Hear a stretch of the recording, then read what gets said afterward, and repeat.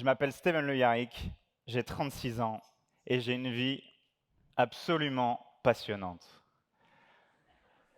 Je savais que vous alliez rigoler. J'ai plutôt confiance en moi et en mon chemin de vie.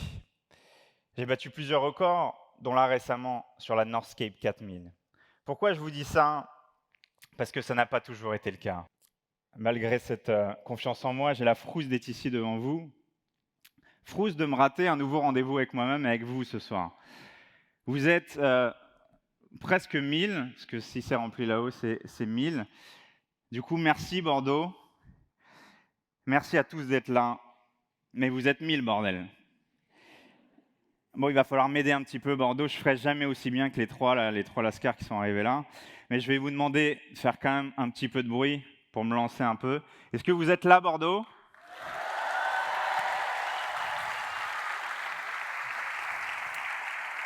C'est bon, c'est bon. Vous enflammez pas non plus, hein. Il faut dire aussi que l'équipe d'Orga m'a mis grave la pression. À tel point que j'en suis arrivé à contacter tous les gens qui, de près ou de loin, ont dû apprendre un texte dans leur vie ou qui sont sur scène régulièrement. D'amis comédiens, chanteurs, médecins, avocats.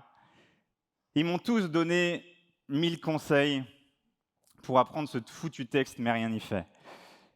Je suis même allé jusqu'à contacter mon pote Akhenaton, et qui m'a répondu par ce gentil message. En fait, moi, j'utilise énormément la mémoire flash, c'est-à-dire la mémoire visuelle.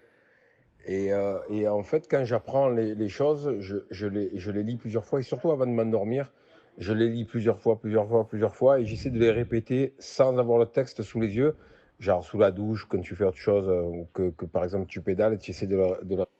Merci mec, quand je pédale, donc je pédale apparemment. Et pourtant, malgré tous ces conseils, tous ces experts, j'ai toujours l'impression d'avoir 8 ans, d'être en pyjama et chaussons, devant mon père, en train de lui réciter du Guillaume Apollinaire. Voilà, l'organe m'avait dit de commencer par 2-3 blagues, j'espère que ça vous a plu. Sans transition,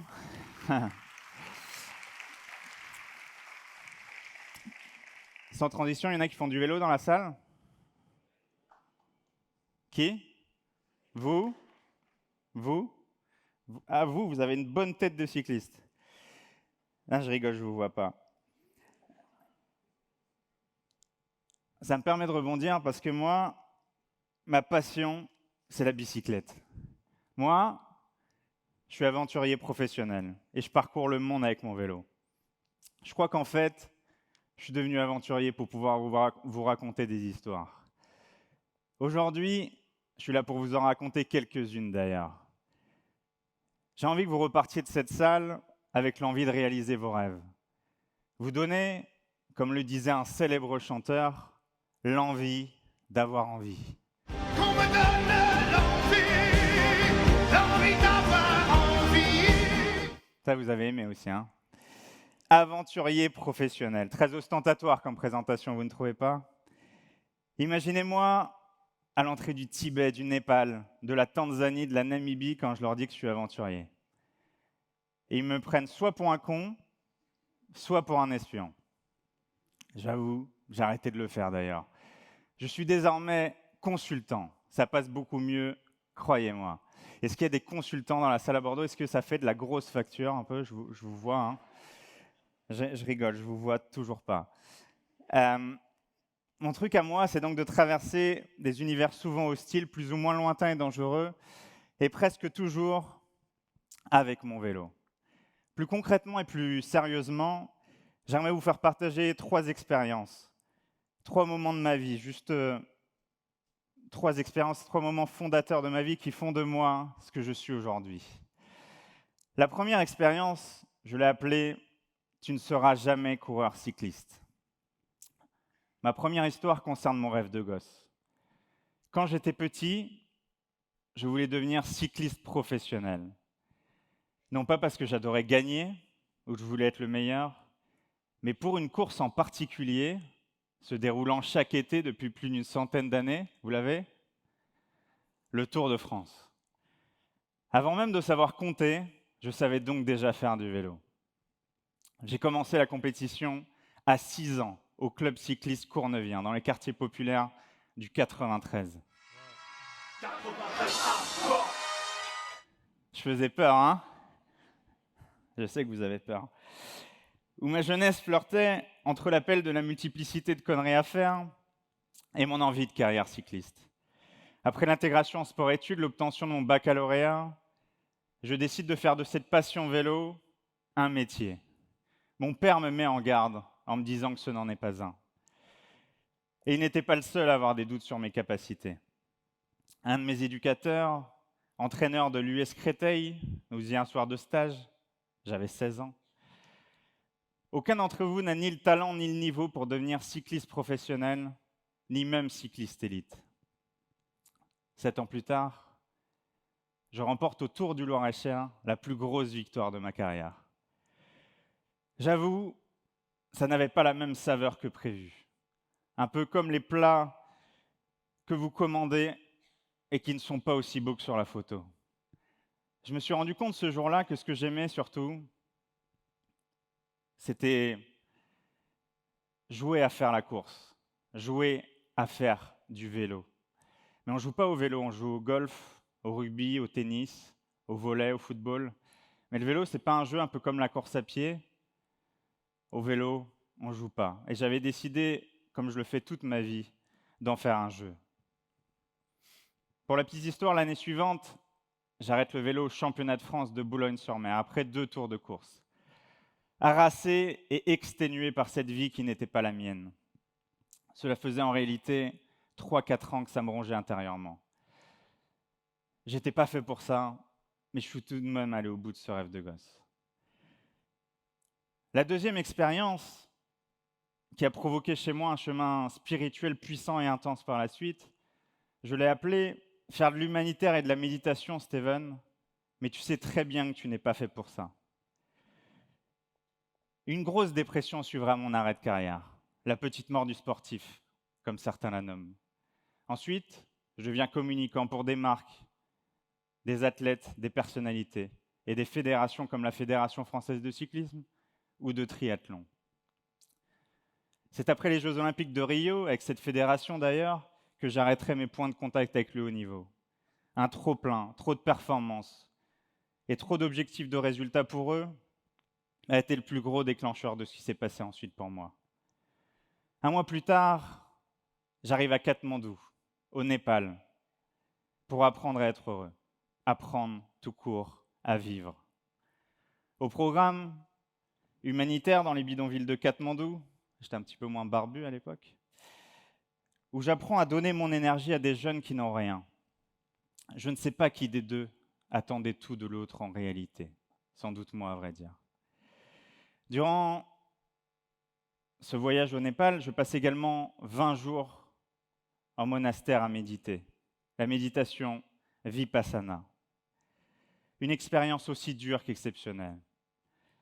C'est sans doute l'une des choses les plus difficiles que j'ai pu faire dans ma vie. Pourquoi ?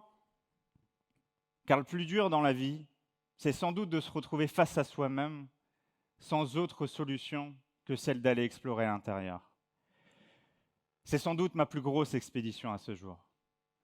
Et c'est un garçon qui a parcouru plus d'une 50aine de pays, traversé des déserts, des continents, et grimpé des sommets à plus de 6000 mètres avec son vélo qui vous le dit. Quelques principes de cette retraite.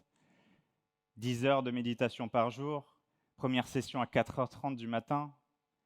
J'ai beau être matinal, j'ai mal quand même. Dernière à 20h tous les soirs. Interdiction de parler, d'écrire, de communiquer avec quelqu'un d'autre que soi, de séduire, de mentir, de faire du sport, même marcher vite ou faire du yoga. De manger après 12 heures jusqu'au lendemain, 6h30 après la première méditation du matin. Mais n'est-ce pas ce qui est le plus difficile à obtenir, qui reste le plus longtemps ancré en soi ? Pour moi, ça marche comme ça en tous les cas. Pendant Vipassana, je me suis revu bébé, jeune enfant, ado. Je me suis vu mourir aussi, comme dans de nombreuses de mes aventures. Pourquoi parler de la mort ici ? Parce que j'ai remarqué que lorsqu'on a pleine conscience de notre mort, notre vie prend toujours une nouvelle tournure. La naissance, la mort. Vous faites quoi entre les deux? J'ai touché ma finitude du bout des doigts de nombreuses reprises, et en particulier pendant cette expérience Vipassana. Et c'est ça qui me fait être là devant vous aujourd'hui, à tenter de vous donner encore plus envie d'avoir envie. Johnny ne va pas revenir 2 fois. Hein. Vipassana m'a appris de l'apaisement, que rien n'était grave et que la vie n'était qu'impermanence. J'ai fait l'expérience physique et mentale de l'expression « après la pluie vient le beau temps ». En 2018, après avoir passé ces 120 jours au Népal, j'avais désormais décidé d'aller au bout de mes rêves.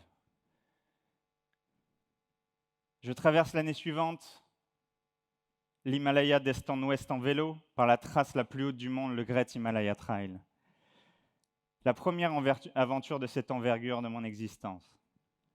Au programme, 2000 km, 90 000 mètres de dénivelé positif, sur la distance Bordeaux-Copenhague, en grimpant 10 fois l'Everest, partant du bas. Hein. Il est temps pour moi de vous partager cette 3e et dernière expérience, car j'ai réussi une fois dans ma vie à toucher l'expression de mon plein potentiel. Une aventure absolument bouleversante que j'ai vécue une nouvelle fois sur 2 roues. Je l'ai intitulée « Steven Le Yarrick bat le record de la course d'ultra-endurance Northcape 4000 sans le faire exprès ». J'ai réussi à utiliser à la fois mon animalité, mon intuition et mon apaisement dans un seul et même moment. Vivre et accepter ces combats intérieurs pour mieux les maîtriser. En allant à la rencontre de mes rêves, j'ai rencontré ma pleine puissance. J'ai atteint des niveaux de conscience, de performance et de courage que je n'aurais jamais imaginés. J'ai tout vécu en même temps. L'apaisement, accompagné d'un stress absolu. Le sommeil, accompagné d'un non-besoin de sommeil presque chronique. Une douleur physique absolument inhumaine. Elle-même accompagnée d'un plaisir absolu et des larmes, tous les jours, accompagnée d'un sourire presque permanent. Cette expérience, cette chevauchée fantastique, a eu lieu entre le lac de Garde en Italie et le Cap Nord en Norvège, au-delà du cercle polaire arctique. Du lac de Garde à Rovereto en Italie, en passant par la Pologne jusqu'au Cap Nord, j'ai sillonné 11 pays européens à vélo. Pendant 10 jours, je me suis déplacé en totale autonomie avec une moyenne de 448 km de selle par jour. Vous avez mal au cul? Moi aussi. Une certaine rigueur quotidienne qui m'a permis d'arriver le premier de la course et de battre le précédent record de près de 30 heures.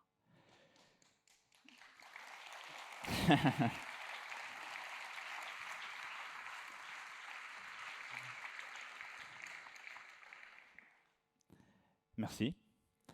Durant ces 10 jours, j'ai pratiqué le dépassement, la transmission, mis en œuvre des méditations plus ou moins silencieuses, plus ou moins mobiles. J'ai accepté l'inacceptable. Je n'ai dormi en moyenne qu'1 ou 2 heures par nuit.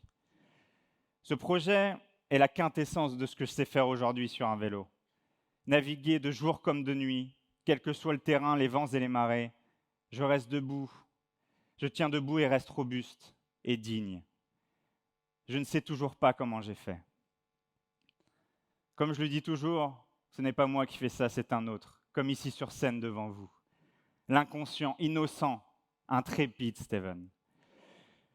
En 5 ans d'aventure, Steven Le Yarrick, l'aventurier, c'est un record du monde entre Paris et Dakar, plusieurs records un peu partout dans le monde, dont le Kilimandjaro avec un vélo, et un projet 666 de plus de 30 000 km à travers le monde pour le sensibiliser sur le dérèglement climatique, en montrant l'adaptation de l'homme, les conditions et l'adaptation de l'homme dans ces univers extrêmes, froids ou chauds. 250 000 km en 10 ans, des rencontres, des voyages, des passions et du cœur. Comme je le dis toujours, je n'ai pas de talent, sinon mon courage, mon cœur et sans doute mon intuition. Excusez-moi. Car je deviens un animal quand je suis au pied du mur. Et en fait, je peux vous assurer que vous êtes tous capables de vous réaliser, de vous rencontrer de la même manière que j'ai pu le faire, mais à travers vos propres rêves, vos propres aventures. Peut-être que vos rêves à vous sont là, en vous depuis toujours, Mon objectif, c'est de vous mettre à nouveau le nez dedans et de vous montrer que vous avez tous la possibilité de le réaliser, quel que soit votre âge, statut ou profession.